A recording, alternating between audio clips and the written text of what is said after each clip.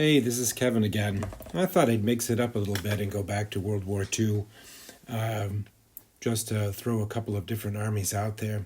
So this is an early German war army that I collected. I can't say I painted the whole thing. This is one of those rare occasions where I actually bought a few of these models, probably half of them, and painted the other half.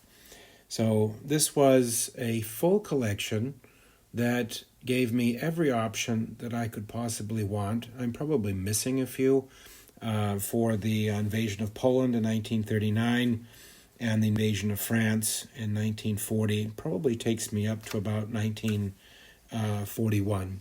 But you can see it's pretty big, has lots of different options, and I could add a few more things. I did not paint much of a camo scheme on it. I didn't do the brown with the gray. I really enjoyed the gray. Now there are a few tanks in there that have a camouflage, but I kind of like that early war German just Panzer gray. I don't know why, but don't know if that's totally historical, but I like it. Now if somebody says, Kevin, you really need to do the brown camo, I'll go back and do the brown camo. But I really enjoyed collecting this one. I enjoyed building it. I enjoyed putting it together, and it really is quite versatile. I can't say that I'm a master at painting tanks. That's certainly not the case at all. So I'm still learning. I think that's probably one of the more difficult choices or difficult things to paint for me.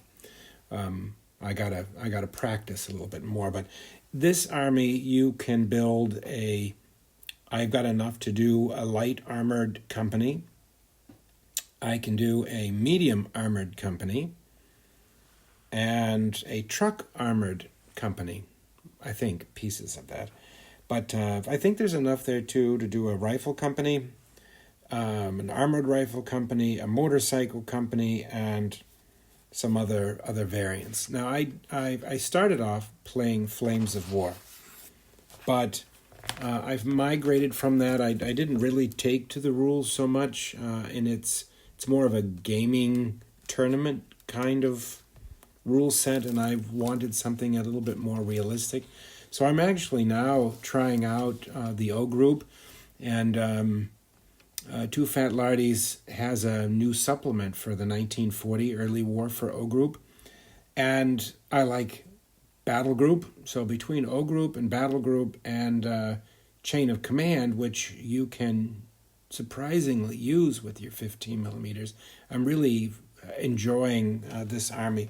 But you can kind of see through here, I've got a collection of Panzer 1Bs, I've got some Panzerbefehlswagen, some command ones, I've got some Panzer 35Ts and 38Ts, I've got some Panzerjägers and Stück 33 Aufpanzers. I even got that 8.8 Flak 18s, which I like. There's some Panzer 2s in there, some 3s, some Panzer 4s, and some Stugs. There's some light armored vehicles. I think they're called the Kfz 221 and the 222. And I've got the early war 251s for transport and some flat guns. I've got pretty much everything there. I've got some artillery pieces. I probably could add some more artillery and some light guns. I just haven't done that yet, but I think that probably would be an option for that. But I think the infantry companies look very, very nice, and you can pretty much build anything that you want. A lot of people say, well, how do you play Chain of Command with this? Well, it's pretty easy. You just have a tick-off counter of how many is left in the platoon. And it works phenomenal with OGroup and Battlegroup. Very, very easy to build whatever it is that you want. I do have some Stukas. I probably should have put them out there, but actually forgot at the time of production and filming. Maybe I'll put those out on on something else. But I like these models. These came from Plaster Soldier Company. Like I said, I'm not the best modeler when it comes to tanks, but I think in general, if you look at it as a whole, it turned out pretty nice. Now, sometimes the vehicles are on bases, but I ran out of bases. I got to see if I can get some more. And, I think the motorcycle companies, like you see here, turned out pretty nice. I like the way that they look.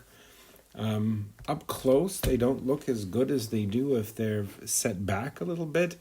Maybe I got a little bit too close with the camera, but oh well. Nonetheless, I don't think it's too bad. I really enjoyed the wagons and just different things it kind of made for this early war feel. So anyway, I hope that you enjoy it as much as I do. I think that if I was to redo it, I would use maybe some different models, try some different ones, maybe a couple of different painting schemes. But I think in general, it turned out pretty nice. It's not as nice as I think my late war collection is, and I'll show that someday. I've got to pull it out.